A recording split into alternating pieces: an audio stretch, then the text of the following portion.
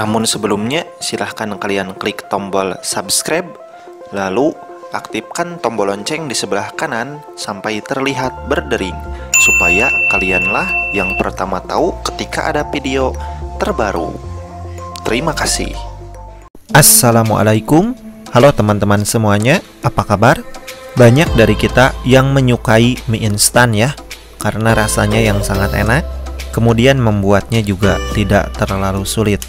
Tidak heran, mie instan menjadi menu favorit bagi anak-anak kos ya, atau kalian yang pernah merasakan bagaimana hidup menjadi seorang anak kos. Ketika kita memasak mie instan, tidak sedikit yang membuang air rebusan mie tersebut, kemudian menggantinya dengan air panas yang sudah matang sebelumnya yang sudah kita siapkan ya. Tapi ternyata tindakan tersebut tidak dibenarkan. Selain bisa dibeli dimanapun, mie instan juga memiliki variasi rasa yang sangat banyak dan tentu rasanya enak-enak ya, sehingga membuat kita ketagihan untuk memakannya lagi dan juga lagi. Pada saat memasak mie instan, banyak dari kita yang membuang air rebusan pertama mie instan tersebut, karena banyak yang menganggap jika air yang satu ini tidak sehat ya, karena mengandung bahan kimia yang berbahaya bagi tubuh kita. Ketika kita memperhatikan air rebusan mie instan, maka akan terlihat keruh dan juga sedikit berminyak ya. Oleh karena itu tidak sedikit dari kita yang menyangka bahwa air rebusan tersebut harus kita buang, kemudian kita ganti dengan air yang lebih bersih. Mulai sekarang, kalian tidak perlu melakukan hal tersebut ya. Meski sebagian orang menghindari mengkonsumsi mie instan karena alasan mie instan tidak sehat, apalagi air bekas rebusannya. Tetapi tidak bisa kita pungkiri ya, yang menyukai mie instan juga tidak kalah banyak.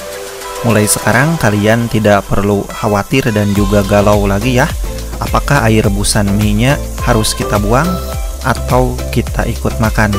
Karena menurut guru besar IPB, yaitu Profesor Dr. Hardiansah, air rebusan mie ada baiknya jangan kita buang atau kita ganti dengan air yang baru. Karena ada beberapa vitamin di dalam terigu yang larut ke dalam air ketika mie tersebut kita masak. Beberapa vitamin bisa larut ke dalam air. Jadi, jangan kita buang ketika memasak mie rebus. Kemudian kita juga harus tahu, selama produk mie instan tersebut disertai dengan izin BPOM, maka aman untuk kita konsumsi sampai batas waktu kadaluarsanya habis ya. Selama BPOM mengizinkan produk tersebut beredar, berarti kandungan di dalam produk tersebut masih dalam batas wajar dan aman untuk kita konsumsi. Tepung terigu yang digunakan untuk membuat mie instan ternyata sudah mengandung asam folat yang baik untuk tubuh kita. Dan asam folat tersebut justru akan larut di dalam air, sehingga jika kita buang, otomatis kita tidak akan mendapatkan asam folat yang baik tersebut. Kemudian, satu hal yang harus kita tahu, kandungan karbohidrat, mineral, vitamin, serta serat yang berguna untuk tubuh kita yang terkandung di dalam mie instan tentu tidaklah cukup ya untuk memenuhi kebutuhan nutrisi dan juga keseimbangan gizi yang kita perlukan sehari-hari. Untuk itu, penting bagi kita untuk meragamkan asupan makanan. Seperti misalnya, kita tambahkan mie instan tersebut dengan telur dan juga sayur untuk menyeimbangkan asupan protein dan juga vitamin yang tubuh kita butuhkan. Lalu juga tidak jarang ada yang memakan mie instan ditambahkan dengan nasi. Nah, bagaimana jika kita memakan mie instan dengan nasi? Baik atau tidak? Jawabannya adalah tidak baik ya, karena nasi dan juga mie instan sama-sama karbohidrat. Selama kita masih suka mengkonsumsi mie instan, maka jangan lupa ya, kita lengkapi dengan sayuran dan juga protein, agar gizi di dalam tubuh kita juga bisa terpenuhi. Kemudian, ada beberapa tips penting bagi kalian bagaimana cara memasak mie instan yang sehat. Yang pertama, jangan terlalu sering mengkonsumsi mie instan ya.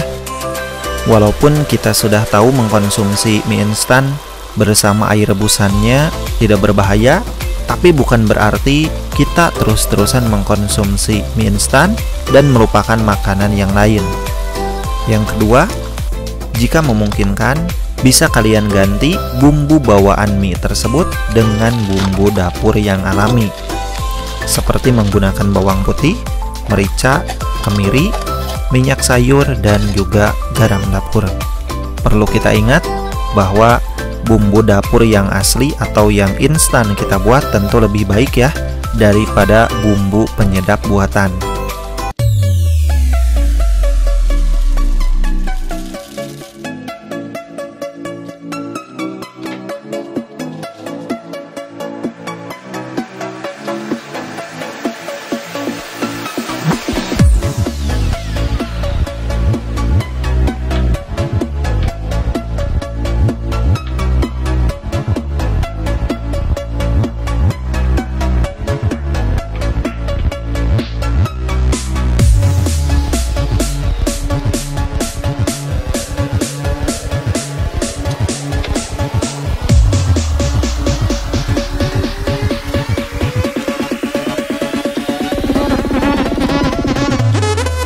Kemudian yang ketiga, terapkan prinsip bergizi seimbang ya.